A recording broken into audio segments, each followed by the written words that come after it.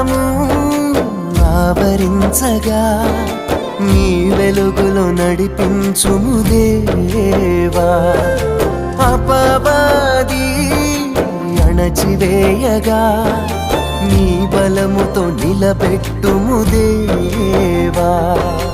కొరతలలో సమృద్ధి నీవై, రోగములో స్వస్థత నీవై, బాధలలో ఓదార్పువై నిత్యమునను నడిపించు యెహోవా. దేవా జ్ఞాన